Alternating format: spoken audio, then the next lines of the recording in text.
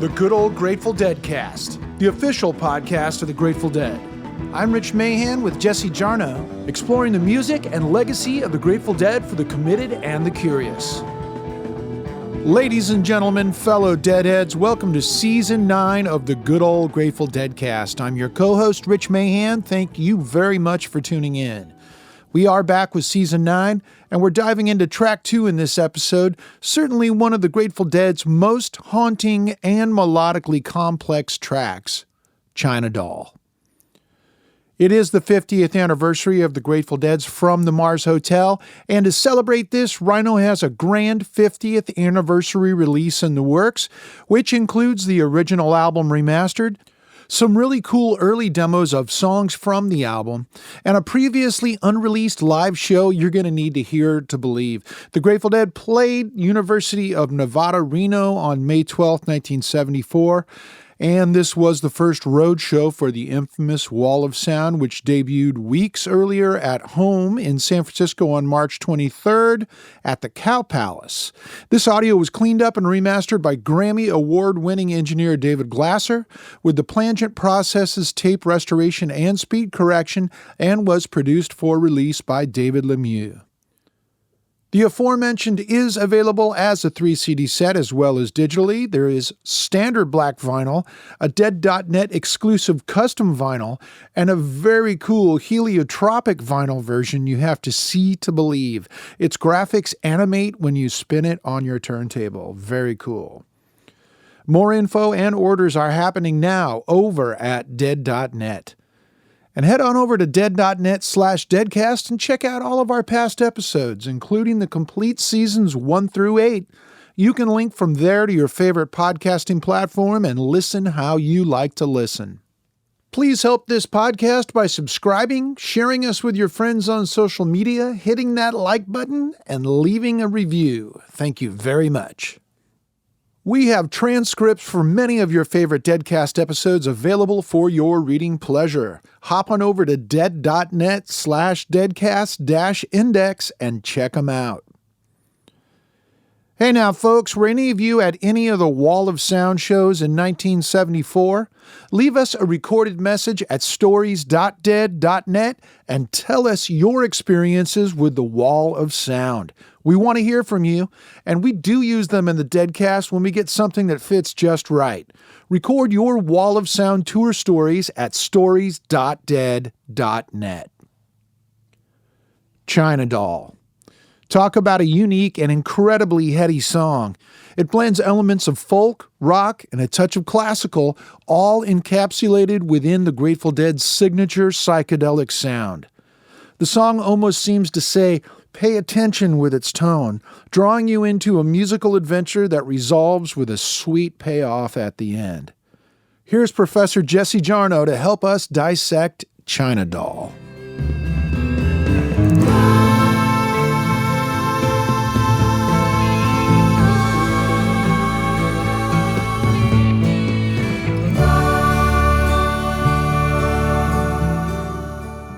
In early 1973, Jerry Garcia wrote a new batch of songs in preparation for the studio album the Grateful Dead were to record later that year and made demo recordings for his bandmates. Among them was one of the most delicate pieces of music he ever created.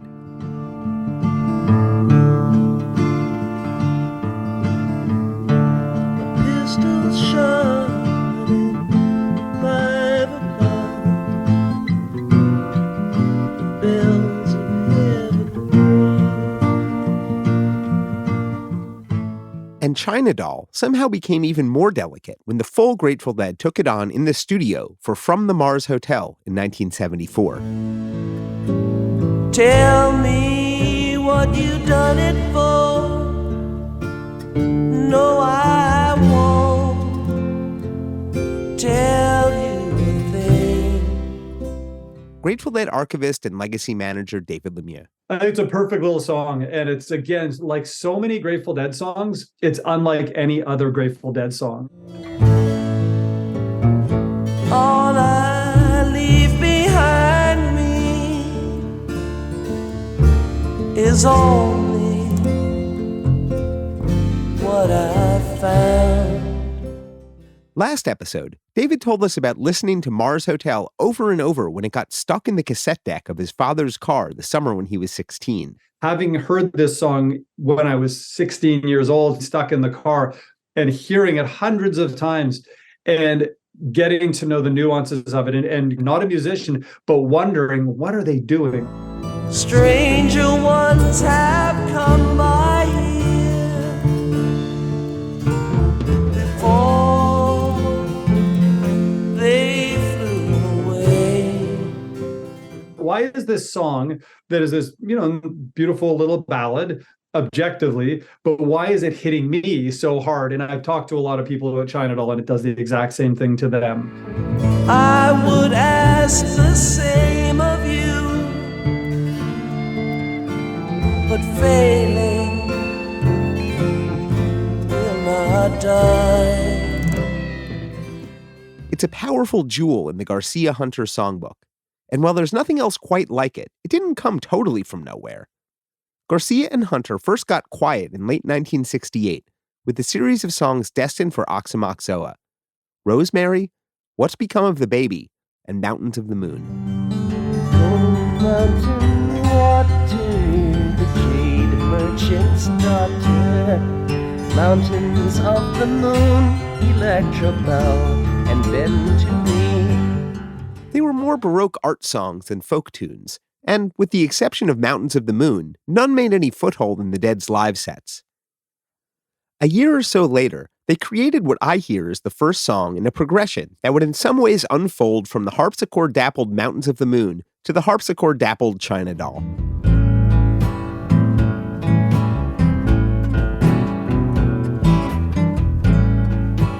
All of my friends come to see me last night. I was laying in my bed and dying. That was Black Peter from 1970's Working Man's Dead. We explored that in its own Deadcast episode in Season 1, and we've gone into depth about all the songs I'm about to mention. We've posted links to the relevant episodes at dead.net/deadcast. Starting in 1970, Jerry Garcia and Robert Hunter mined a thread of increasingly quiet music. Going to leave this broke down palace on my hands and my knees. I will roll, roll, roll.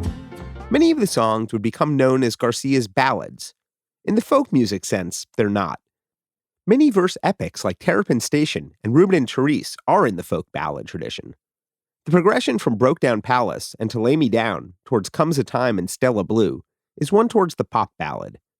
We've used this quote from Elvis Costello before, and we might well use it again. I don't know whether that was ever Jerry or Robert Hunter's ambition to be sort of brought into the Great American Songbook, but if you only took the songs from 70, well, maybe from the record before American Beauty, there's a few there, but particularly from Working Men's Dead to Mars Hotel, if you only took those songs, they belong in the Great American Songbook. Elvis Costello had fallen fully in love with the Dead when he saw them perform the songs that became Europe 72 at the Bickershaw Festival. Check out that episode. But he stayed on the bus. The most beautiful melody Jerry ever wrote, Stella Blue. I'd say the most beautiful. I always heard Mel Torme singing it. I always wished Mel Torme would have done a version. I think he would have killed that song. In a good way, I mean, he would have absolutely taken it to a whole other audience.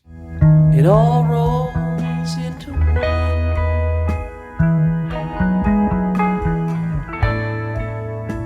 and nothing comes for free.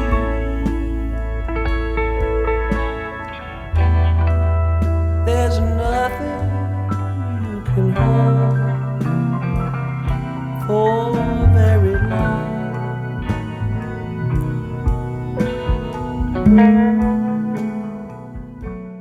And then these other incredible songs, Scarlet Begonias, China Doll, which would be up there with Stella Blue, as there's just the exquisite melody, you know, and the tenderness of the singing.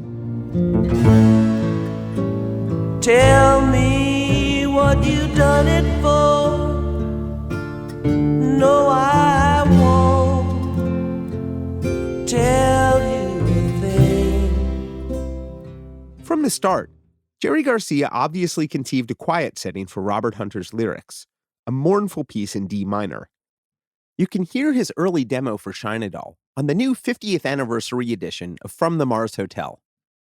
His demo from early 1973 doesn't have any drums, perhaps knowing that no drum machine could approach the soulful sensitivity of Bill the Drummer. It follows its own rhythmic logic. It does have a solemn organ part.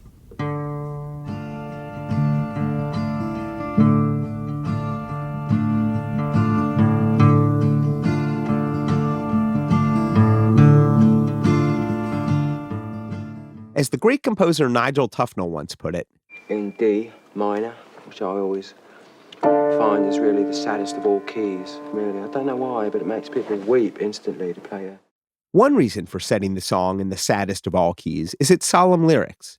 When Blair Jackson spoke with Hunter in 1988 for The Golden Road, this song came up, and Hunter told Blair that one of my original titles for it was The Suicide Song. We'll let Jerry Garcia's isolated vocals highlight some of the individual lyrics here.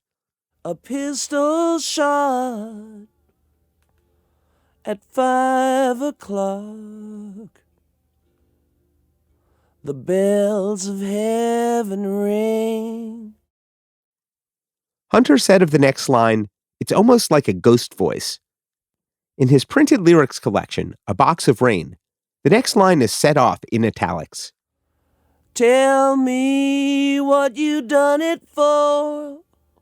Hunter referred to that line and this next one as a little dialogue.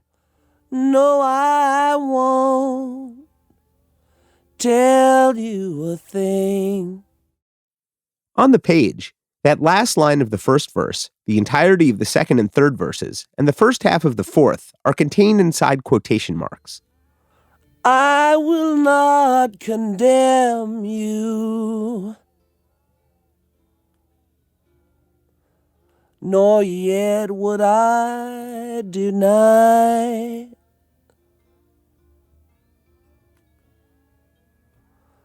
I would ask the same of you. And after that, the quotation marks end and it returns to italics, again suggesting two characters in dialogue. But failing will not die.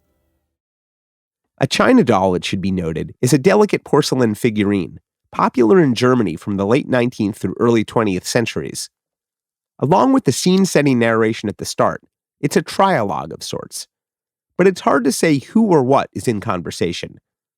There are voices on both sides of the veil, perhaps. Or maybe it's all a metaphor, something happening on a Wes Anderson-like stage set. Blair suggested that there was an empathy to the italicized voice. Take up your China doll. Hunter called that voice sort of like a guardian angel. Who knows who or what it is? This is a dangerous area for me to be talking about, the metaphysics of my lyrics. You don't want me to start passing judgments on this. Something else musical happens in that moment. From the City College of New York, Shaugn O'Donnell. For me, it really rhymes a bit musically with half step. A song that unfolds in A minor for the most part, and then you have a big apotheosis at the end that shifts to A major. And here you have the same kind of thing with this ballad in D minor that then brightens up tremendously at the end with the D major and the shift of the F natural to F sharp. David Lemieux. The minor to major, it hits me so hard on an emotional level. And it's like the darkness and then the light comes on. I think we all hear music in almost a visual sense and the colors. I mean, I hear Scarlet Begonias in red, and it's not because of Scarlet, just I do.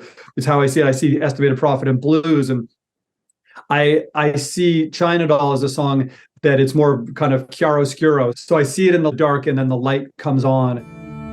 Take up your China doll. Take up your China doll. It's only fractured.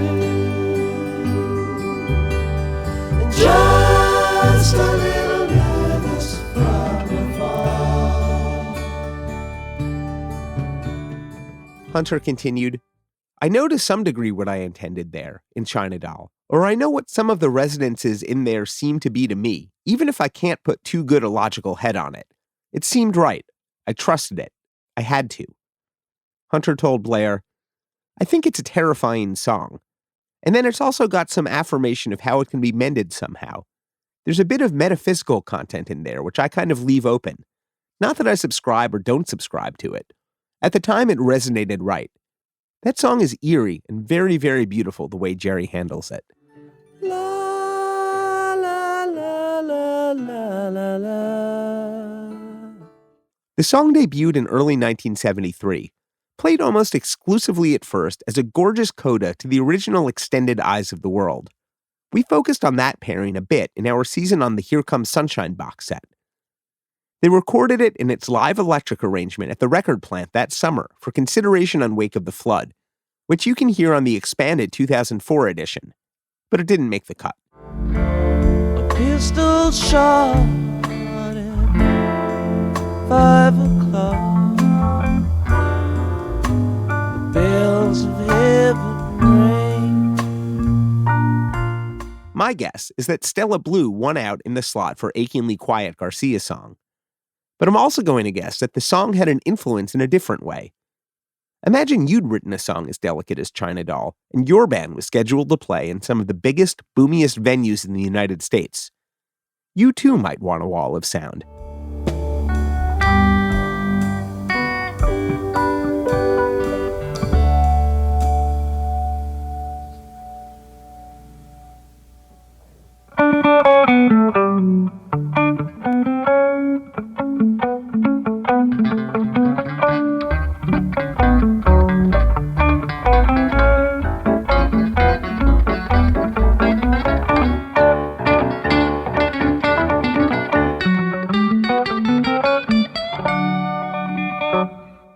Volume 24 of the original Dix Pick series is from March 23, 1974, a show that was advertised as a sound test. See you next month at the Cow Palace, I hope. In a sense, every single Dead show could be billed as a sound test of sorts, especially since they switched over to the so-called Alembic PA on February 9, 1973, which we discussed at length last season and which we'll discuss more this season. Its most easily discernible characteristic was lack of front-stage vocal monitors, along with noise-canceling double microphones. The system continued to change and grow. We caught up on its evolution through last time with Brian Anderson, who's working on a new book about the wall of sound titled Loud and Clear, out next year from St. Martin's Press. We've linked to more info at dead.net/deadcast. In early December 1973, the system underwent a major change. The Boston Music Hall, that was the first instance that they stacked up everything behind them on scaffolding. And in early 1974, the band decided on a pair of further tests, one on their home court at Winterland in the heart of San Francisco, and one elsewhere, someplace that would test the newest system's capabilities. They pondered maybe bringing it up to the Portland Coliseum, but settled on a venue closer by.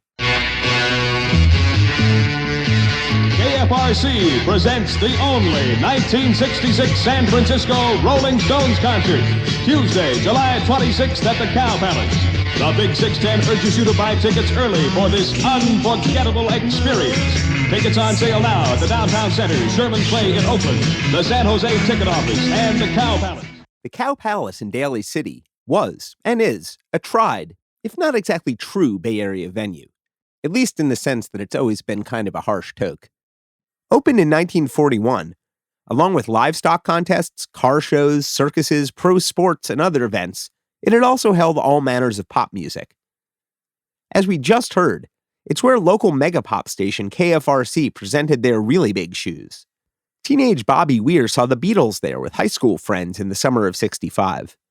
There's a pretty hilarious account of the Merry Prankster's own separate experience at the gig in the electric Kool-Aid acid test. From a sound perspective, it was the kind of worst-case scenario the Grateful Dead had to face increasingly at their new level of popularity. Richie Pechner was on the team responsible for fabricating and setting up the system. And that venue is probably one of the harshest, at that time, one of the harshest venues to play in. It was cavernous. Richie had watched Bear orchestrate the changing shape of the system on the tours in late 1973. Experimentation was going on live. He would say, okay, I want these cabinets set up in this configuration. But the limitation there is that we were working in smaller venues on an existing stage, and we'd have scaffolding delivered, and we have to figure out how to place the cabinets at the second level, because this thing was growing vertically at the time. And eventually it became very vertical in terms of the final setup. So some of those shows were just total experimental setups to either prove or disprove that it improved the quality of the sound. Richie Pechner and the sound team turned into a virtual assembly line. We had folks like Richie Pechner and so many others who were cutting lots and lots of wood, a lot of late nights, cutting that fine 14-ply Finnish birch, which is what they settled on. That was the material that they settled on to build all of the cabinets in the Wall of Sound. And that stuff is basically bulletproof. But at the time, it was only being shipped into the Bay Area in kind of limited quantities, and they would go over to McBeath Hardwoods in Berkeley and pick up like whole pallets of that stuff. Basically, like the entire load that would come into McBeath, the Dead would buy all of it. So they were cutting and fabricating so much wood, building out those cabinets at Front Street. And initially, they didn't have a ventilation system there. So there was a lot of sawdust, and that stuff started creeping into some of the electronics and some of the instruments. And I think they very clearly realized that, oh, shit, we need to kind of like separate this stuff. At some point during that period, Ramrod came back from, I can't remember where, he'd gone to do something with the Allman Brothers, and they wanted a guitar system like Jerry's, same cabinet setup. And we talked about it and said, well, we could do that, but I don't know if we could do that while we're or using the Grateful Dead's resources, to basically build a guitar system for another band. So we formed a separate company, Ramrod, Rex, myself, and a friend of Ramrod's. I can't remember the guy's name. Anyway, we formed a little company called Quality Control Sound Products, which basically was a separate entity so we could build these systems for other people. By that point, the Dead and their road crew, they had purchased and built their own staging and scaffolding for the Wall of Sound. Because prior to this, they had so much gear that, at certain venues, that stuff would go through the floor. It was beginning to not be safe. So they built their own custom staging and custom scaffolding to hold this entire apparatus. And yeah, I think at the Cow Palace, they had finally enough space, enough elbow room to really set that thing up proper and let it rip. And by let it rip, I guess I mean, turn the volume up to 2. The Wall of Sound was about clarity, not volume, but also some volume. There were still a few major components of the system in development in March, including the piano PA. We'll talk more about the central vocal cluster next episode. At the Cow Palace, hanging above Billy Kreutzmann was a vocal system made of smaller component speaker stacks. Michael Parrish had been privy to the developments in the Dead system since 1969, but from the audience side, a true Bay Area head. In a way, it's amazing that the Cow Palace is still there. They did livestock shows there.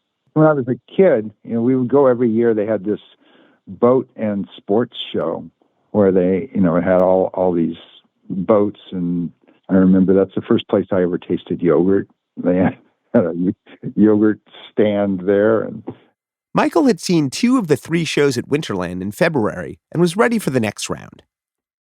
The Cow Palace, it was only a month after the Winterland shows.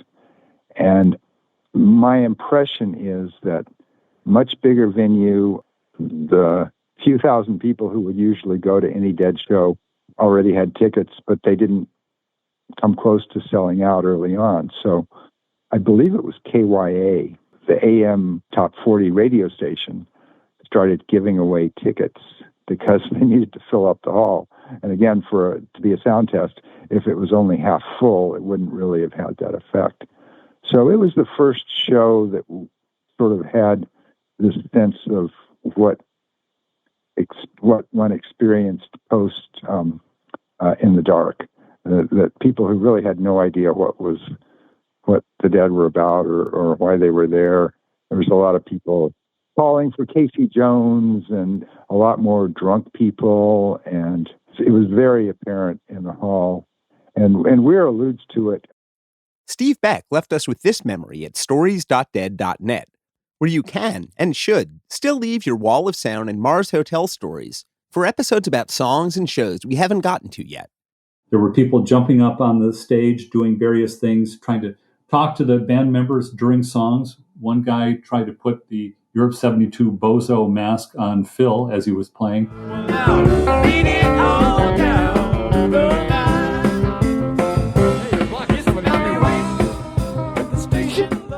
And you can hear his response to that on the Dick's Picks recording of the show. That's what prompted Weir to say a little later on, you can sure tell the ones who won their tickets over the radio. You can sure tell the ones that won their tickets over the radio. Again, maybe sort of fits in with what they were going to be dealing with the larger halls that year. I mean, on the East Coast, they could fill any sized room they wanted to, but it wasn't necessarily as true on the West Coast. They did have sound problems. Well, it was only a test. Richie Pechner. That show's known for blowing out the system when it was turned on. I think there was something was miswired, and it shorted out the PA, so that the show was basically acoustically not perfect. Sometimes it's hard to know what's causing what on a tape. But on the audience recording, you can hear Garcia's guitar go from crisp to muffled in the first few seconds of the opening song.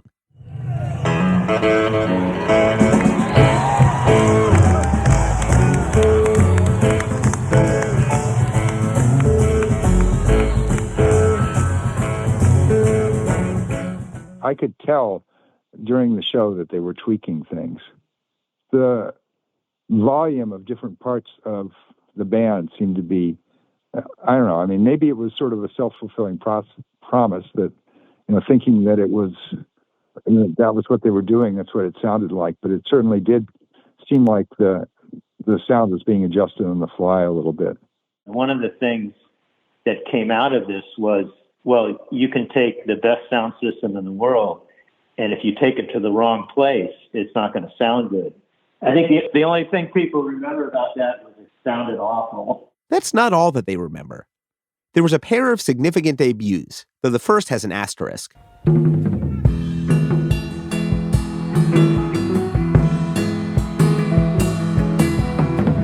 I've seen where the wolf has slept by the silver string. I could tell by the mark he left you were in his dream.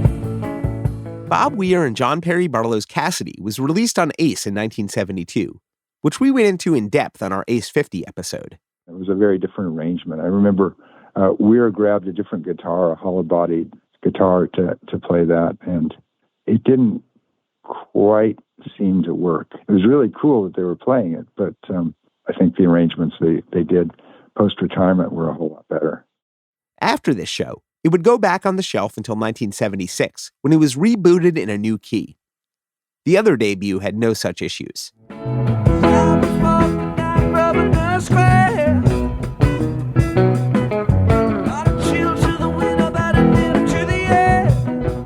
Scarlet Begonias was an instant Dead classic, which we'll get to in due time.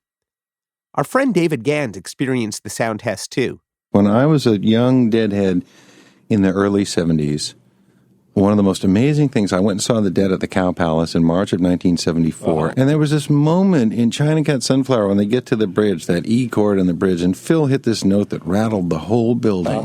And a week later, my buddy Feldstein had a reel of that show. And when we listened to it on the tape, it distorted the tape too. And it was like, oh my God, that's so cool.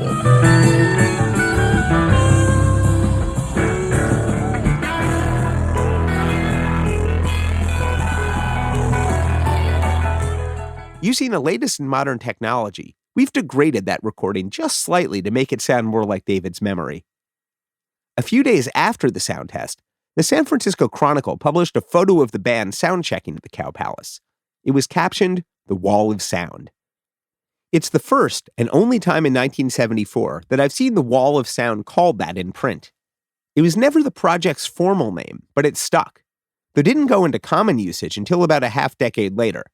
Still, it was a wall, and people called it that. Steve Brown of Grateful Dead Records. And then we did the sound check at the Cow Palace in 74. And that was the time when people started referring to it as the wall, as I remember, Deadheads and the crew and people, especially because they had to put it up and it took for hours. Once you could see it drawn, then it was like, it's a wall. They say, look at all these speakers, holy shit. So that got the name pretty early on. Journalist Brian Anderson. And then, of course, in 1974, right around the sound test at the Cow Palace, you get some local reports that refer to a wall of sound, capital W, capital S. John Wasserman, I think, who was like a local Bay Area reporter and published a story the days after the sound test where he refers to a wall of sound. And I think that's even included in like the title or like the subtitle of his article. It's possible that John Wasserman was the first to call the Dead system the Wall of Sound, or possibly the editor at the Chronicle who provided the headline. Or perhaps Wasserman was just passing along a phrase he heard backstage. It had been used in popular music for years, coined almost a full decade before the Dead's usage, and credited to Rolling Stones manager Andrew Loog Oldham, who used it to describe Phil Spector's production for the Righteous Brothers in late 1964. Bring back that love and feeling. Oh, that love and feeling. Bring back that love and feeling, 'cause it's gone, gone, gone. And I can't go on. From then on, the phrase was in circulation, often deployed by music journalists in different contexts. I have found newspaper clippings going back to the early 70s that refer to the sound waves coming off of the stage, coming out of the Dead's rig as a wall of sound. Now, that's not the same as the moniker that would be given to this gigantic sound system by bands later on. But it is curious that already in the press, folks were using that phrase to describe what was going on. And they were definitely using it in a way that was distinct from referring to the wall of sound that was Phil Spector's production techniques in that same period, late 60s, early 70s. Mickey refers to, how they were playing within a wall of sound. He refers to that in a number of different places. Andy Leonard was the vice president of Grateful Dead Records and witnessed the wall in 1974. The wall of sound was awesome. It was a live animal when it became the thing that finally was the wall of sound that everybody sees the pictures of. I just remember being in awe of those guys, Kid and Joe and those guys going up in the rigging during the show with the Allen wrench in their teeth and changing a blown speaker cone while everything was going. I mean, I thought, holy shit.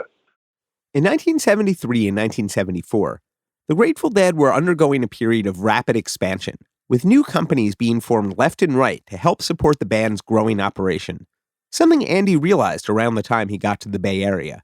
And there were guys working for the Grateful Dead through the ancillary companies that either staged it, built it, maintained it, hauled it, or ran it, who I didn't know because I just got there. And then I realized a lot of these other guys just got there too. I mean, they may have come from Alembic, or they may have come from one of the trucking crews, or they may have come from a rigging crew that everybody knew because they worked for Bill Graham. There's a million different places where these guys showed up from, but I didn't know them. So I kept thinking, man, there's a lot of guys on this project.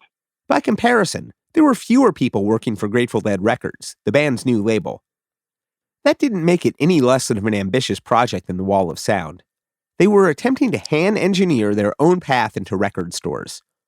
Label president Ron Rakow had hired Andy to work for Grateful Dead Records in mid-1973. Andy Leonard is brilliant. He's a photographer. He's the real deal. And he's a lot of things. I hired him. He didn't have any money, so he came to Marin County. You can't be in Marin County without a car. So he got 2 junk BMWs and took them apart and made one good one out of it. Took it, apart. Andy Leonard couldn't do. He's something else. I was a fairly serious black and white photographer, sort of half in the art world, and then I paid the bills doing other stuff with the cameras. But I actually had a show that was to be hung with Danny Lyons in Andover. I got sucked up by the mothership and never went to my own opening. So that was sort of the death knell of my professional photography career. That was supposed to be my coming out party, but I was actually across country in my BMW setting up distribution networks for the Grateful Dead record company. Like the Wall of Sound, Grateful Dead Records was an evolving beast with its own masterminds, personalities, and politics, and one mostly unified mission. Andy Leonard came into the Dead world by way of Bobby Weir and Andy's Wesleyan classmate, John Perry Barlow. But I think that Bobby wanted somebody that he knew that wasn't already in the soup to look over the record company on his behalf. Because, as we all know, Rakow and Garcia are the juice behind 80% of the projects that happened during that time. It was a two-edged sword. There was what Garcia wanted to do, and Rakow was going to help him do it, or maybe it was Rakow's idea, and then the project was to get everybody else to think that was a good idea. Because Phil and Bobby and Billy weren't deciding that they want to start their own record company. They were kind of riding along with this stuff that Rakow, who is brilliant, threw on the table and went that way. I think Bobby felt like he might get trampled. I've never had this conversation with him, but we were buddies and I could count. I'd seen the elephant. I wasn't going to be blown away by anything that I was about to see. And I wasn't going to let anybody steal large amounts of money or hurt my friend. And I'm useful from time to time. I ended up doing doing a lot of the production and a couple of record covers and some of the PR. It was a small company. So in 1973, he set up shop at the record company house in San Rafael. I was the vice president of Grateful Dead Records. My office was on the porch, and Rakow's office was looking over the street. We would talk to each other from our desks. The groundwork that Andy Leonard helped lay in 1973 would set the course for what the Grateful Dead did in 1974 and 1975 especially. The first piece was record distribution. You couldn't get the A-level record distributors because they were kind of tied up with the big record companies, and they weren't going to make anybody real happy to tell Warner Brothers that they were selling the Grateful Dead record, which was in direct competition to Warner Brothers last year. So we were down the list a little bit, and in some of the smaller cities, that produced some fairly shaky folks. Josh Blardo and I used to fly around the country and talk to these guys. That's something Ron would have been very good at, but he couldn't do 18 or 19 of them from where he was sitting because he was busy. But his role naturally evolved. Helping set up the distribution, which we needed first, and then all of a sudden we needed products, and we needed art and the covers and all that stuff, and then we needed, we needed publicity, and then we needed. So it kind of, my job description moved around a lot. The same season that Grateful Dead Records debuted, so did the world's first major oil crisis, which had a direct impact on sourcing material to press records. It was a question of, okay, you're going to have music here any second now. Do you have any vinyl to print the test pressings on that doesn't have ground-up record labels in it from old records? No. Okay, so we better go down to Tijuana at night and get some virgin vinyl, right? Okay. Which they did. From Los Angeles, that's not a big deal. But at that point, in order to get vinyl, they were grinding up old records and PVC pipe and stuff, and you'd get a little tick every time you ran over a piece of paper in that. And we at least wanted to get the DJ copies out with clean stuff. And this is oil crisis. It was in that time frame. We're going to need album art too, Andy. What about cardboard? Is there enough cardboard out there? Who's doing the separations? Who's doing the printing? Where, is Alan got everybody straight on the copyright? I mean, it was, what do you need today? It was a pain in the tail every step of the way. There was something that we didn't know about or they weren't going to give us credit for.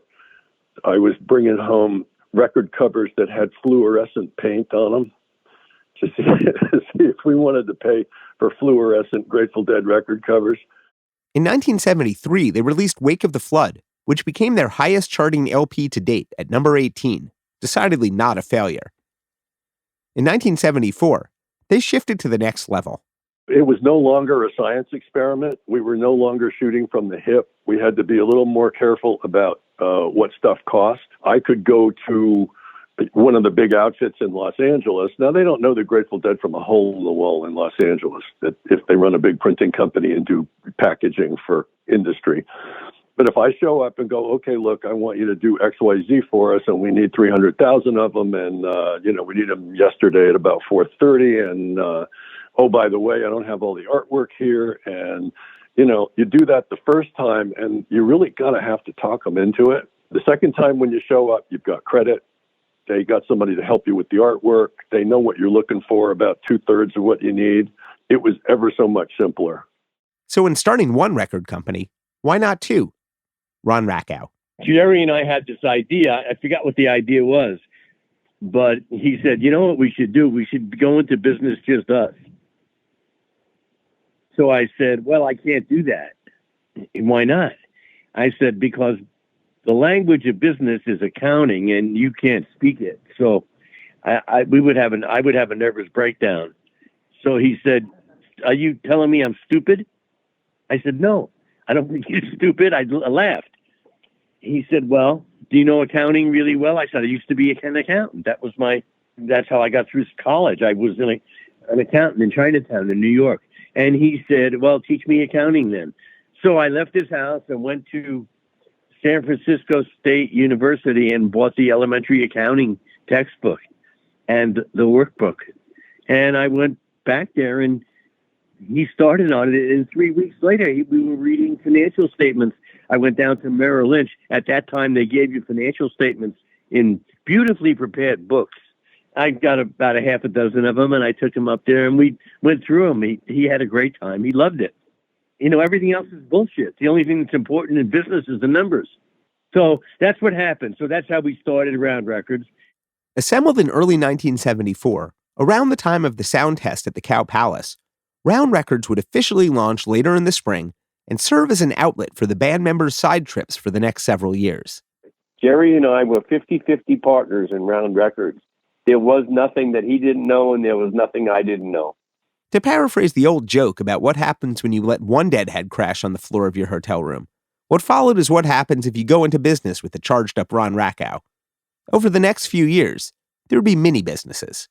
We started it, and we owned it 50-50. And we started a publishing company. We owned that 50-50. Then we started a movie company, and we owned that 50-50. And then we started a second record company by just reserving the name with the state.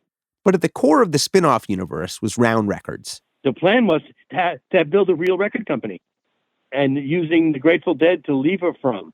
And at the core of Round Records was Jerry Garcia. In early 1974, before the Grateful Dead themselves got to work on From the Mars Hotel, Garcia got to work on what would become his second solo album.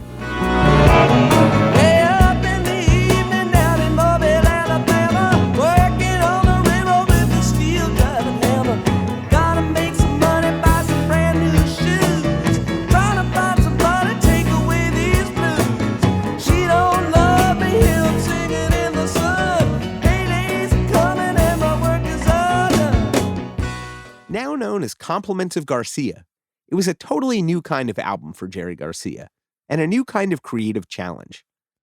Ironically, just as the Dead were unveiling their own wall of sound, Garcia made his only album channeling the original Phil Spector-style wall of sound, acting as a session player and vocalist on his own record. It was recorded in L.A., a place Garcia hadn't made a full album since the Dead's debut. Personal manager and new Grateful Dead booking agent Richard Loren accompanied him to Devonshire Studios for the sessions. I mean, I was in the studio for the recording. It was a great experience, the Compliments album in LA, seeing Jerry in another whole element. Producing the album was Garcia's compatriot, John Kahn. Ron Rakow. Yeah, the first round Jerry record. If Jerry was in the studio, Kahn was there.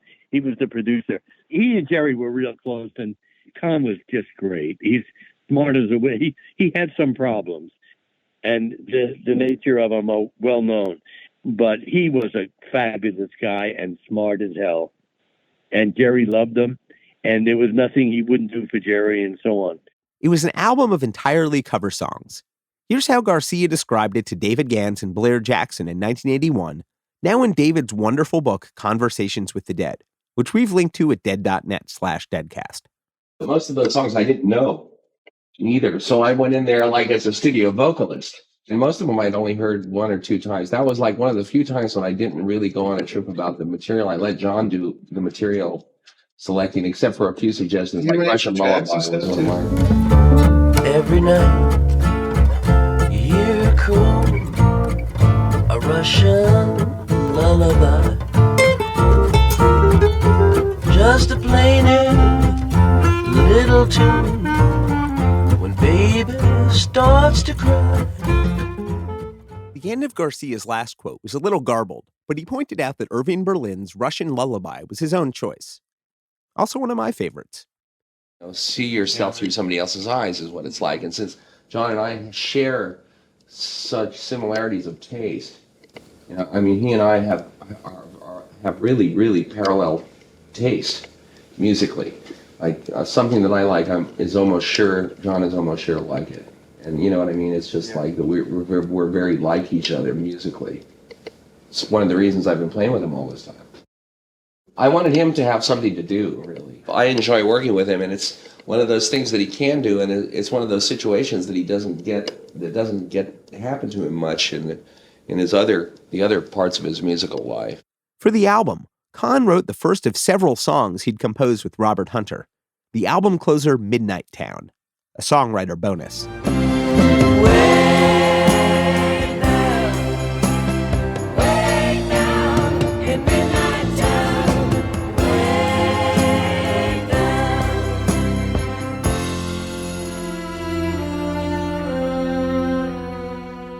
Besides John Kahn on bass and Merle Saunders on organ on a few cuts, Garcia was working with session players.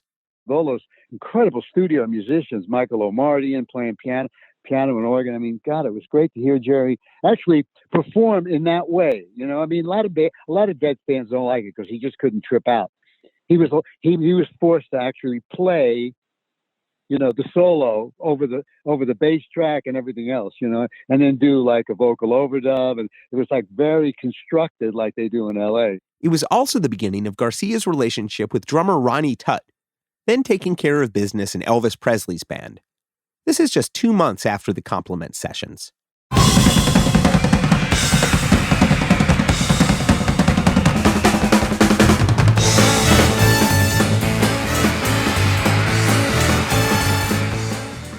Tutt, King. Oh, see, Rider.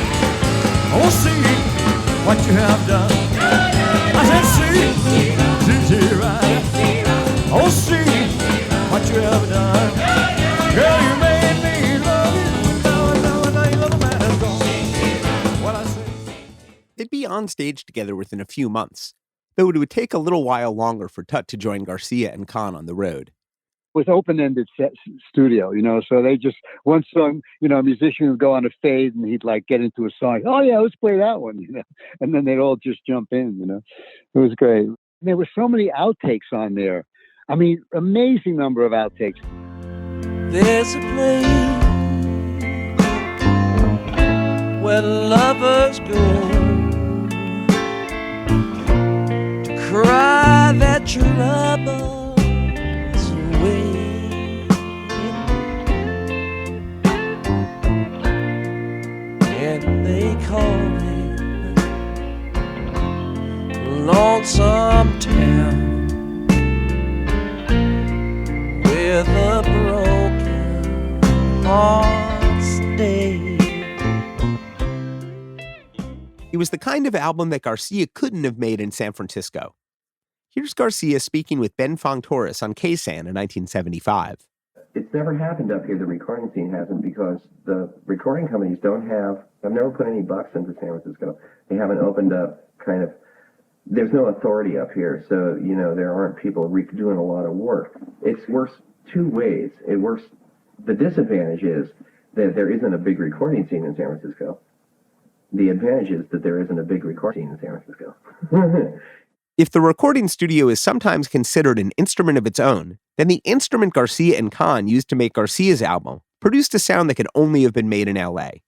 Because like in L.A., all those studios have to keep working, so they grind out miserable commercials and jingles and all this other crap, and, Saturday morning TV shows for kids soundtracks and cop show themes and all the rest of that crap. It just is, totally mechanical music. And I think most of the players up here really don't want to do those kind of sessions, and it's just everybody's just as happy to not have them, really. Though the bulk of the sessions took place in L.A., there was some work that could only be done back home in the Bay Area. Neither version of Ricky Nelson's Lonesome Town made the cut, but the acoustic tape in San Francisco is a rare studio session with David Grisman, Vassar Clements, and Garcia's old bluegrass tape collecting buddy Sandy Rothman. There's a place where lovers go to cry their troubles away.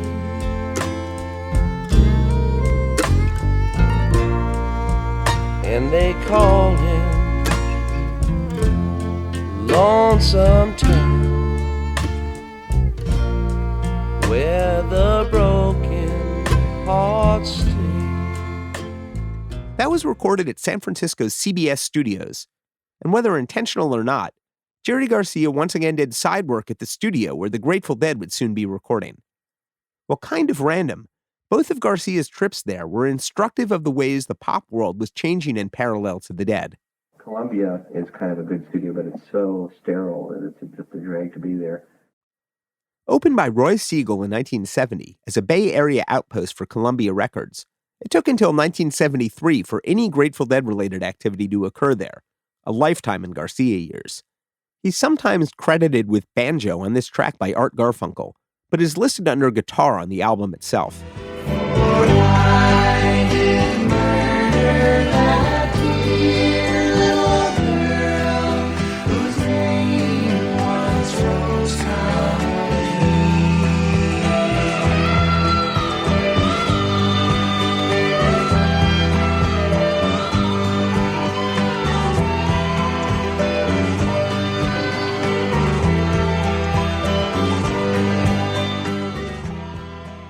That's Down in the Willow Garden from Art Garfunkel's solo debut, Angel Clare, recorded at CBS sometime in 1972 or 1973.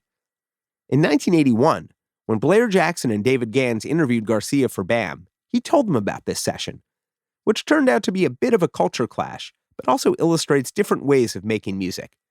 Thanks, David and Blair. One time I did a session for somebody, Art Garfunkel.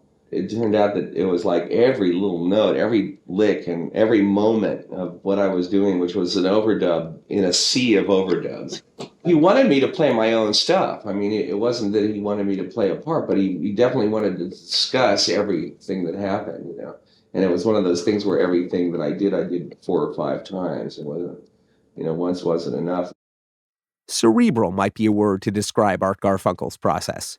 My spirit, the feeling that I go in with to the studio with is to be basically helpful if I'm working for somebody else, And that's something that I always imagine they are best able to decide. I'm not in a position to advise them. I'm basically there to play as well as I can, and then let them make the decisions later, whether they want to keep it or not.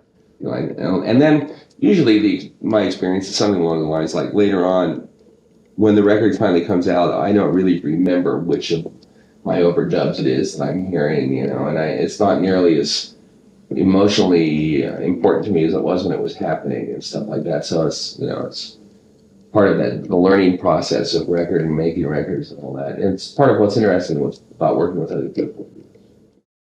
One aspect of CBS Studios that Garcia would take advantage of, both with his solo album and with the Dead, was the location of the Studio Instrument Rentals rehearsal space directly across Folsom Street. One of the first locations outside LA of the still active SIR practice spaces, artists would use it to tighten up their songs before heading into CBS to track. It was at SIR in the spring of '74 that Jerry Garcia encountered a future bandmate. This is Garcia speaking with Ben Fong-Torres on KSAN in 1975. My little band, we were rehearsing over at SIR, and the tubes were in the big rehearsal thing. Well, white punks on dope. Mom and dad moved to Hollywood. Hang myself when I get enough rope. Can't clean up though I know I should. White punks on dope. The Tubes, including Vince Welnick on keyboards, were literally getting their act together. Their rehearsal scene is more stringent than like a Broadway play. You know, they rehearse like a bar at a time. Their moves, they have like at 7 o'clock is the dancer call. You know, 8:30 is the band call, the principals and so forth. And they really, it's just like a Broadway musical. It's that tight. You know, they rehearse it maybe even harder, maybe even tighter. Right. And you know, so they're very serious on the level of what amounts to stagecraft. You know, and I can dig that. You know, it's just like a musical or a play. You know, and the fact that they can do it with some wit and enjoy it, you know, that's tremendous. Though the Dead had CBS signed out starting a few days after the March 23rd show at the Cow Palace, most of the first week was spent by Garcia finishing up his solo album. On March 30th, 1974, the Dead began tracking their first song for From the Mars Hotel.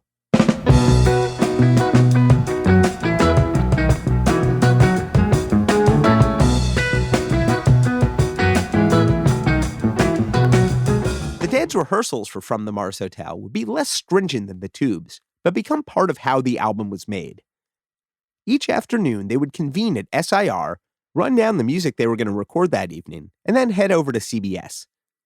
Steve Brown of Grateful Dead Records was a production assistant. And it was a thing of coming in around dinner time, so I would have to take orders from them about what they wanted for dinner and then go over to Original Joe's on Taylor Street over there and pick up the dinners and my van and drive back over and bring them to the studio. And Phil would bring in his French wine and stuff. Wait a sec, we're supposed to be working here. You know, this is like a dinner party. What is going on? You know, and so they'd go through this whole thing of eating, and then of course you eat that kind of food, you know, and you drink that kind of wine and say, oh yeah, now we're going to work. You know? Now we're gonna work. So it went late into the night oftentimes, but there was plenty of substance to keep people awake. To help explain the tale of the tape, we once again welcome back transfer engineer Brian Kehew. These tracks sound very pristine and almost clear, but almost plain Jane to me. They don't sound full of hippie vibe and amazing coolness. They're cool, but it's still them. But the same way a photographer can take different pictures of the same face, we're hearing the Dead through different filters of the studio that will be in the production. And so on this one, and I'm sure CBS was fairly corporate. It was fairly established in doing high-level, high-quality work, so it does sound good. But some of the roughness and the weirdness and even the character that I heard on the earlier stuff is not as strong here. Summertime, come and gone, my oh my.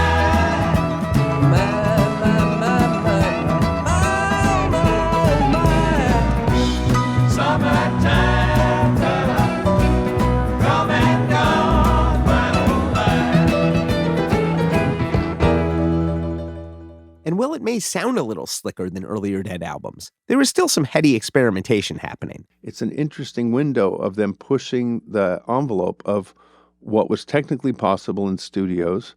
In part because of the rehearsals at SIR, in part because of other factors, and in part just because everything has to be more paradoxical with the Dead. Compared to the Dead's previous few studio albums, there's more tape, but less music. So there are different levels of what we call master tapes.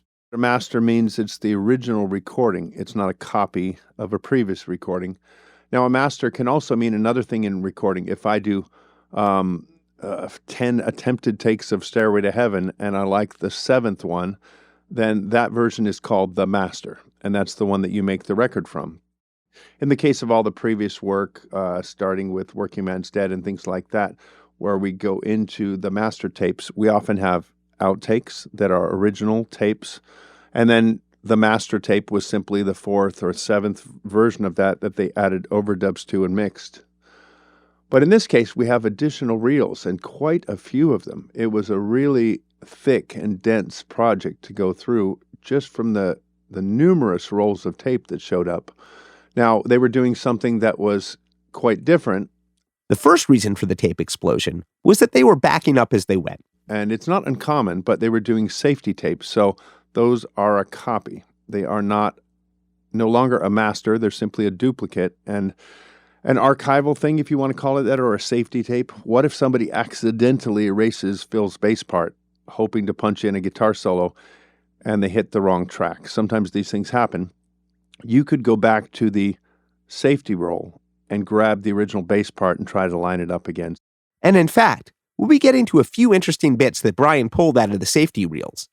But they weren't the experiments that made the Dead take up twice as much tape as usual. And then we have these reels, which I was astounded by. They were called sync reels, synchronizing or synchronous reels. And it means you have a second machine running, and it's literally in sync. It's synchronized to the first machine. When the first machine starts, the second one starts. If the first machine wobbles and slows down a bit, the second machine copies that motion. Hopefully it's done very steadily, but the reason they did that was to give you more tracks. And so, as anybody found since the days of the Beatles working with 4-track, and then they wanted 8-track, and then 8-track became 16, this is a very, very early use of synchronized tape machines. In fact, it's the earliest one I've ever seen in my life. Steve Brown remembers it well. And that's where we took the two 16 tracks and hooked them together. And we're able to get, the 32 tracks. So we had 2 sync tracks from the machines, but 30 tracks filled. I kept all that stuff that I had to write in every night, stuff what we were doing on each song. Thanks to the track sheets from Steve, plus copious amounts of other paperwork, it's possible to pinpoint a good deal of the studio sessions for Mars Hotel. It's not brand new ideas. In the Beatles' days, their technical wizard Ken Townsend had synchronized 2 audio tape machines together before by printing a simple code on 1 track of a 4-track machine. So they had 3 tracks of music left. And then they controlled the second machine. So they had 2 4-tracks linked together for a day in the life. And they did it on Fool on the Hill and a couple records. But it was so troublesome, so difficult, that they decided not to do that much more. On the other hand, the Dead committed. They would fill up 16 tracks. They would, probably one of the tracks would be that code. And so the code would also be printed on the second machine so that they could be compared. For reference, here's what a bit of that sync code sounds like if you listen to it. And all it did was just make sure the second machine stayed in time with the first. So each machine has 15 audio tracks left for music, giving them a total of 30 working tracks, which is pretty cool. This is more than they needed in almost every case, but what it allowed them to do was just a lot of messing around. You could keep 3 guitar tracks and put maybe 4 more down and see which ones work, or even multiple vocals and then choose between which parts of the vocal you wanted.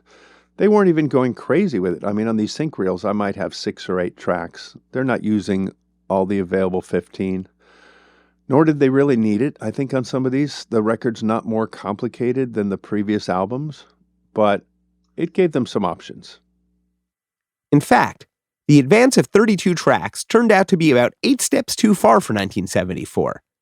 In early July, 2 months after the Dead wrapped the sessions, and a week after From the Mars Hotel came out, the first band began using a 24-track studio. She's a killer queen, gunfight, eternity, dynamite with a laser beam, guaranteed to burn alive. Queen's Sheer Heart Attack was the first album made with a 24-track, and it'd be another few years before 32s became the norm. That was really a good feeling about this is going to be a good album. The energy was really good. Everybody was feeling like, hey, we got some good shit here. We're going to be able to do this. The work on the album's second song, China Doll started simply enough. It has take 5 complete on the 18th of April, and so that is all we get. The band had recorded the song for Wake of the Flood in 1973 and played it numerous times live since. They had it down. It says take 5 on the box, so what I'm assuming is that they had other takes that were either not complete but they threw them out or erased them later. And again, if there is an issue with tape, you can easily record over a tape that you're not going to use again. People feel a little weird about that, like it's not virgin, but honestly, if you roll the tape back and you sing your vocal twice, it's not virgin either. You've wiped over the first vocal. It's not a problem. There's nothing left on the tape. So to take a tape back and record over it, reuse it, they might have done a reel of China Dolls. The core take of China Doll features a really lovely Grateful Dead quartet. Jerry Garcia and Bob Weir on acoustic guitars, Phil Lesh on what might be upright bass, or probably just a very warm electric tone, and Keith Godchaux on harpsichord. 1, 2, 3, 4.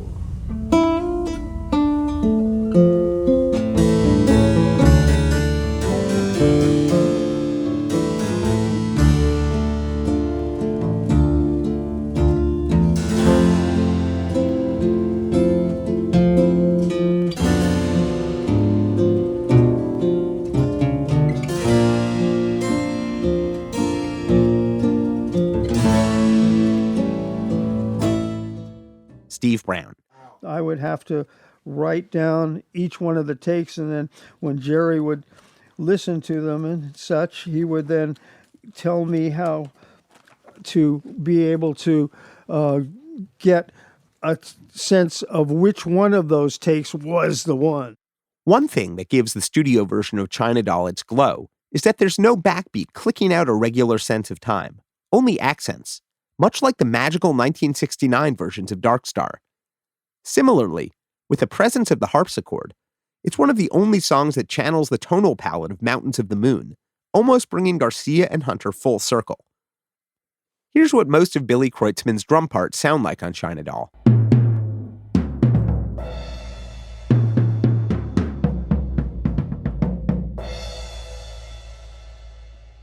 And in case you weren't sure where that was in the song,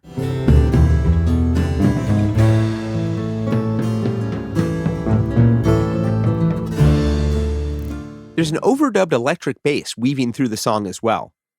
And it's the first sign that something is about to change underneath.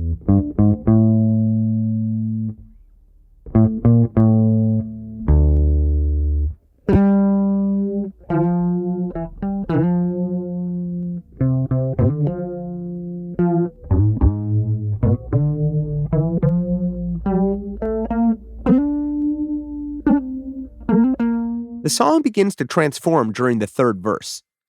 This is where the guitar solo goes in the live versions. But on the studio take, the solo is more like an accompanying part and functions to help move the song towards its conclusion. Dig it, if you will, in isolation.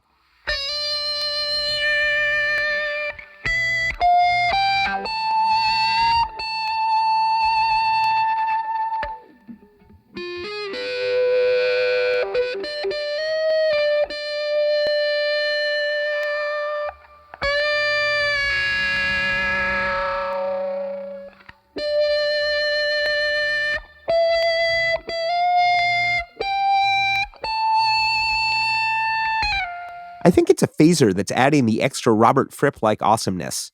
It's kind of the screaming opposite of everything else in the arrangement. And yet, it works.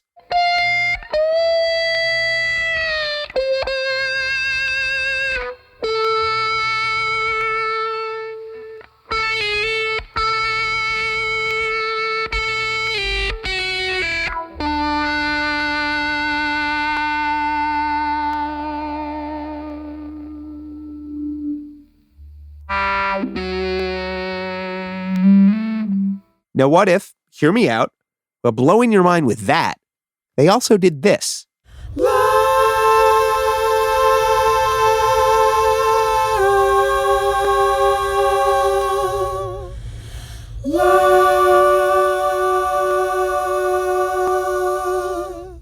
With that mini choir guiding the song from minor to major, we've arrived at the coda.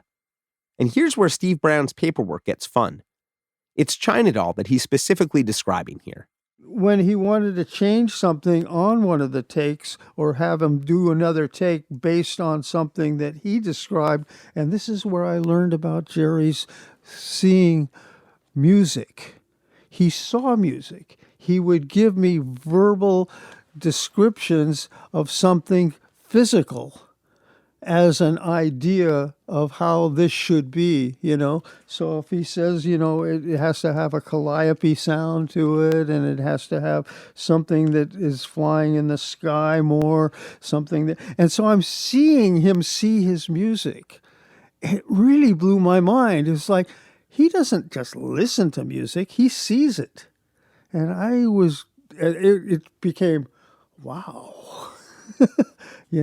now I can see music too. Right, he showed you the door in a way. He opened a door wide on me because I'm sitting there next to him writing down the notes, and stuff as he says it, and you can see what he's saying. I'm going to guess that the calliope reference grew out of this lyric in the song. If you can abide it, let the hurdy-gurdy play. A hurdy-gurdy is a pretty far-out sounding medieval instrument where a mechanical bow plays a violin controlled by a hand crank. It sounds like this.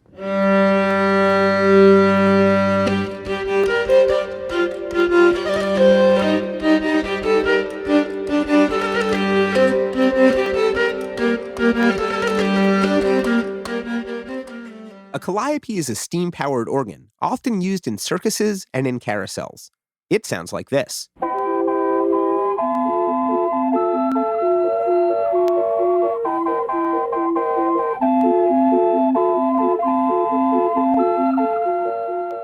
Neither was probably readily available at CBS when the band was doing overdubs, but what they created evokes the dreaminess of those instruments.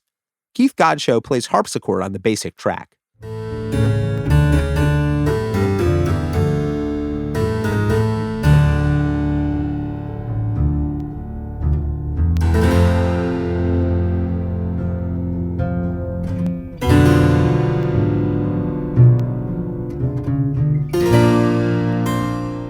For the song's coda, Keith Godchaux laid in a harmonium, a small hand-pumped drone organ.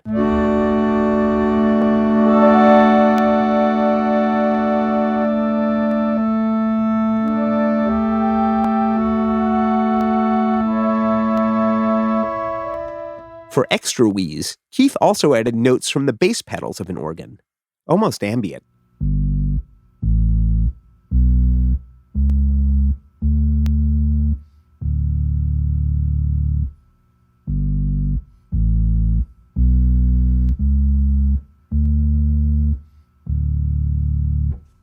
And my favorite overdubbed as well, a celeste, a piano instrument that uses the keys to strike small pitched bells instead of strings.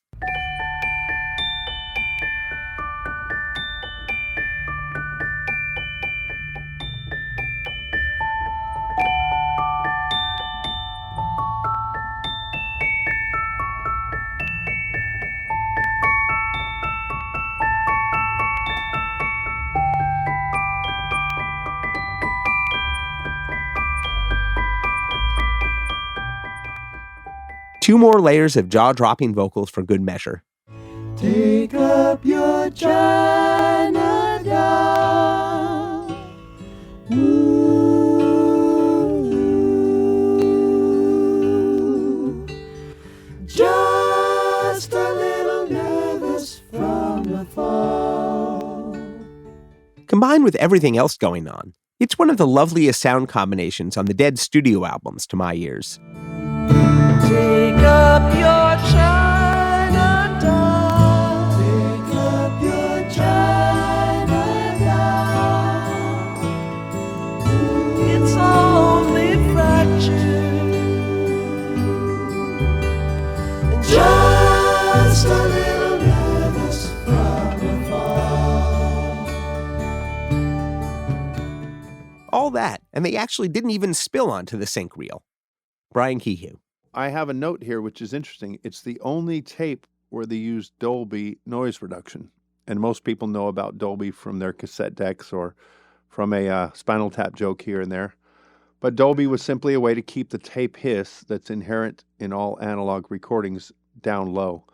And I'm surprised, but maybe because China Doll is such a sparse and quiet and gentle song, that's when you really would hear noise. But something much more rocking, U.S. blues or something, you're never going to hear a tape hiss because it's just a loud song. The tracks themselves are pretty quite loud, and the noise is always down in the low stuff, like a quiet song. A delicate song with delicate parts. Maybe the most delicate song the Dead ever recorded in the studio, and intended to be performed on the biggest sound system in the world. Grateful Dead archivist David Lemieux. There's some amazing live versions. There's May 74 has some great live versions. It's still a brand new song. They just come out of the studio recording it. Those, to me, are the best consistent live versions of it. When the band hit the road with the wall of sound, the China Doll guitar solo moved back to its place after the third verse. There are a few versions where Garcia employed the same amazing split-signal phaser tone for the solo, like this one a few weeks later in Missoula on May 14th, the first version after the sessions, now Dave's Picks 9. It almost sounds like there's a third guitar player up there.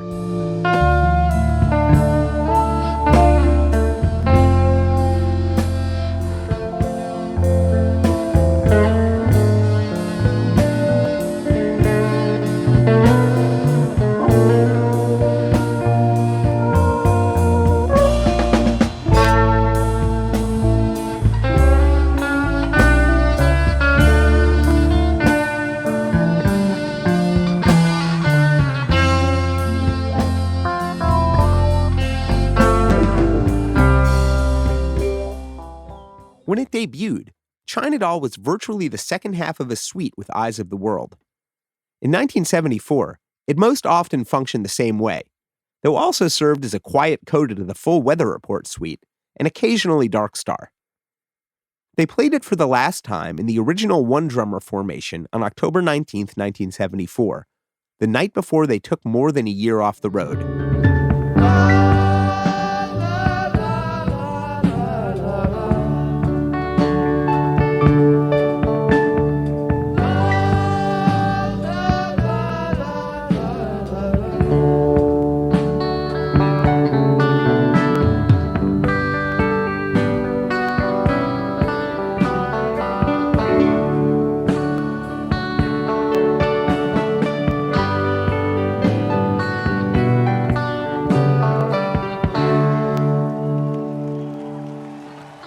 The song returned in 1977 and was in and out of the repertoire for years. China Doll, I think the album version is the best version. Reckoning also is the other one. That Brent's vocals are just beautiful on the Reckoning. Maybe it's the harpsichord. A pistol shot.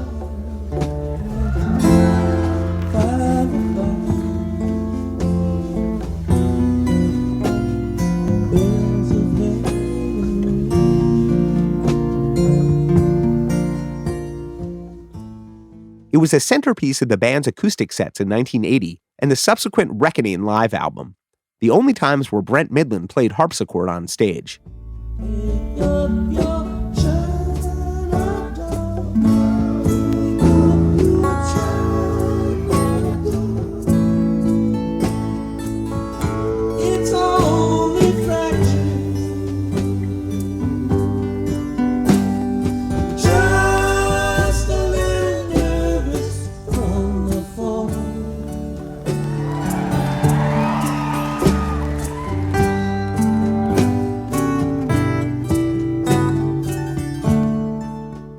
The studio original would inform the keyboard sounds of nearly all future versions, like this 1983 take from In and Out of the Garden. If you can abide it, let the hurdy-gurdy play.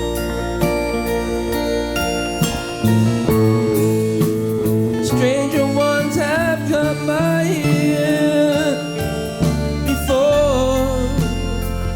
they flew away.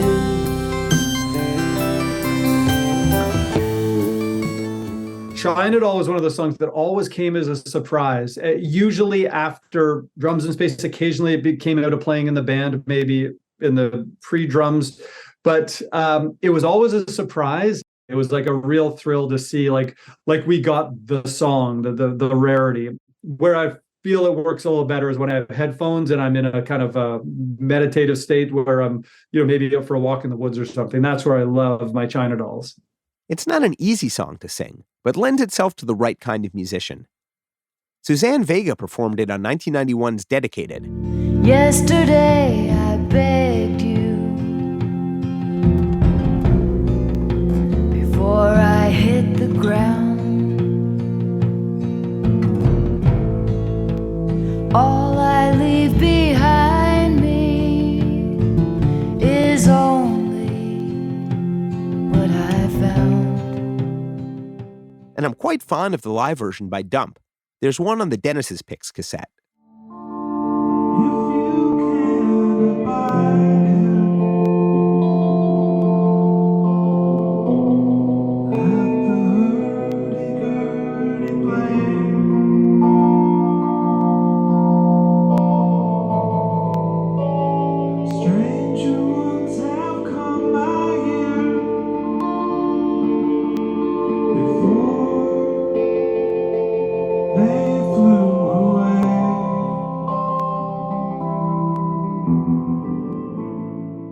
Oteil Burbridge made the song his own in Dead & Co. and recorded it for his own solo album, Lovely View of Heaven. Take up your China doll. Take up your China doll. It's only fractured. Just a little nervous from the fall. But I stand with David Lemieux on the beauty of the studio take. So let's end today's episode by hanging out a little bit more at CBS and listening to the music the Grateful Dead made in the studio in 1974. 1, 2, 3, 4.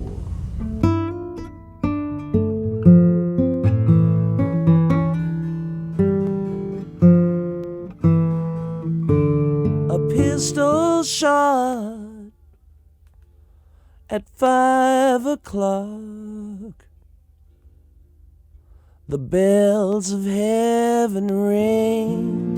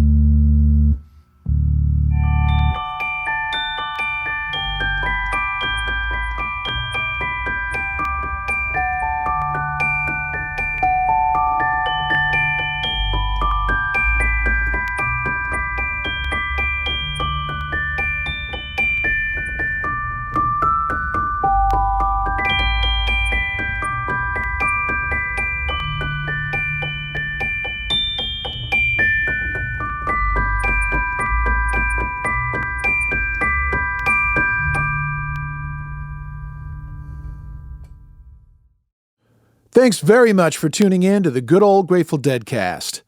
I don't think I will ever listen to China Doll the same way after this episode.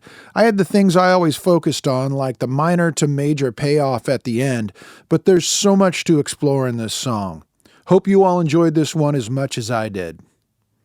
We'd like to thank our guests in this episode, Elvis Costello, Ron Rakow, Richard Loren, Andy Leonard, Richie Pechner, Steve Brown, Michael Parrish, David Gans, Steve Beck, David Lemieux, Brian Kehew, Shaugn O'Donnell, and Brian Anderson. Extra special thanks to friend of the Deadcast David Gans for his ongoing contributions of archival audio from his interview stash. Executive producer for the Good Old Grateful Deadcast, Mark Pincus. Produced for Rhino Entertainment by Rich Mahan Promotions and Jesse Jarno. Special thanks to David Lemieux, Brian Dodd, and Doran Tyson. All rights reserved.